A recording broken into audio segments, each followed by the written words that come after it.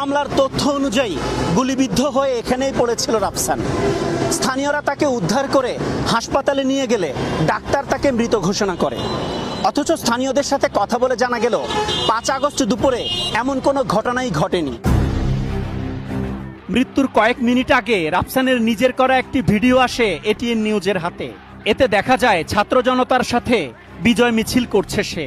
এর কিছু পরই অচেতন অবস্থায় ময়নামতি জেনারেল হাসপাতালে নিয়ে যাওয়ার পর চিকিৎসক তাকে মৃত ঘোষণা করেন। কিভাবে মৃত্যু হয়েছিল রাফসানের জানতে চাই চিকিৎসকের কাছে।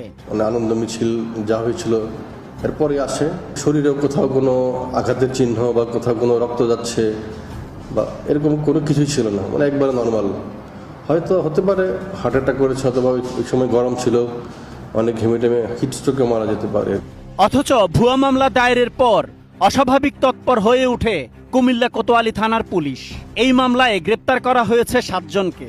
দুপুরে মামলা দায়েরের পর রহস্যজনকভাবে সন্ধ্যার মধ্যেই 30 কিলোমিটার দূরের চান্দিনা থানার কুটুমপুর থেকে গ্রেপ্তার করা হয় ফরিদ আহমেদকে, যিনি মামলার 91 নম্বর আসামি। ডিজাইন, এলিগেন্স, বিউটি, সেরা পণ্য সবার জন্য জেভিকো। এই মিথ্যা মামলায় তাকে রিমান্ডেও নিয়েছে পুলিশ।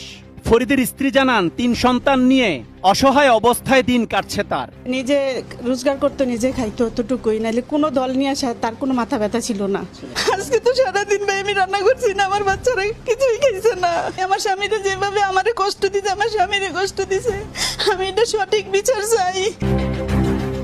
রাফসান হত্যা মামলার আরেক আসামি রাজমিস্ত্রি রুহুল আমিন। কালীরবাজার এলাকার এই শ্রমজীবী মানুষটির এখন দিন কাটে গ্রেপ্তার আতঙ্কে। কাজ শেষ করে দেয়, আমি ফ্রেশ হইয়া খাইয়া ঘুমিতে মধ্যে রাতে 10টা করে বাজে যায়। তো আমি কখন যাবো আমি রাজনীতি করতে? এখানে কাজ করি আধা ঘন্টা, আমি এর ভিতরে 20 মিনিট ওই জায়গায় দেখি যে মনে পুলিশ আসতেছে।